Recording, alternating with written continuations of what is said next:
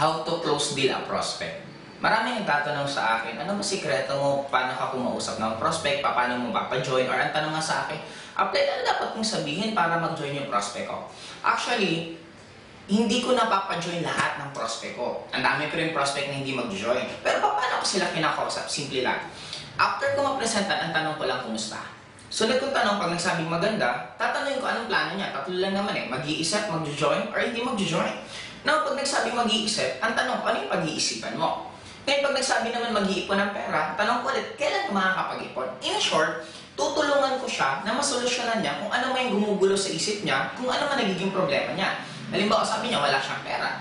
Di pag-usapan namin, ano yung way para pwede siya mag-accumulate ng pera. Pero pag yung siya yung tipong tao na halos hindi na nga gumagawa ng paraan, halimbawa sabihin mo, o pwede ka mangutang sa parents mo. Pag ang sagot, wala silang pera. O pwede tayo magbenta ng produkto, wala ka sa kilalang may sakit Pag ganun ang kausap mo, alam mo na hindi mo na dapat kulitin. Ang nagiging problema kasi sa atin sometimes, hindi lahat ng tao magne-networking. Hindi lahat ng tao gusto ang ginagawa natin. Kailangan natin i-accept yun.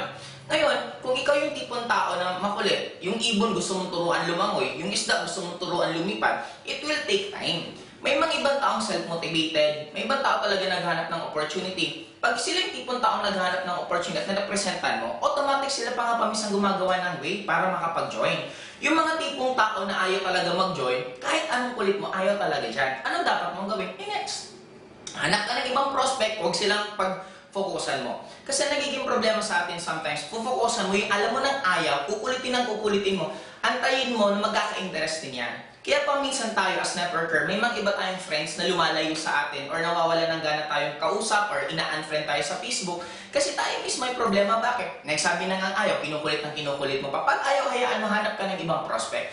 Ang daming tao dyan na interested magbago ang buhay nila. Ang daming tao dyan na willing gawin ng networking. Then doon ka mag-focus. Huwag kang mag-focus sa tao na sa panahon ngayon or hindi pa sila handa para sa opportunity binibigay mo. Kasi malay mo, after 6 months, after 1 year, kukontakin ka rin nila. Actually, ang dami kong personal experience na napresentan ko after 1 year, after 2 years. Ako mismo yung tinitext, uy, mag-join na ako dyan sa AIM Global. Kaya guys, ang pinakasimple lang na gawin mo, presentan mo, after tanungin mo kung kailan mag-join, kung anong gusto nila, or tulungan mo anong way para makapag-join. Pag sila yung tipong tao na willing din, then yung mga tipong tao na dapat pina-follow up mo at ina-assist mo. Pero yung tipong tao na sabi mag-join, tapos nung time na tinitext mo, hindi na nagre-reply, tinatawagan mo, hindi sinasagot, alam mo na anong ibig sabihin nun. Kumbaga, huwag ka na maging manhid, hindi na nga sinasagot text mo, hindi na sinasagot call mo, ibig sabihin, hindi siya interested. Anong dapat mong gawin?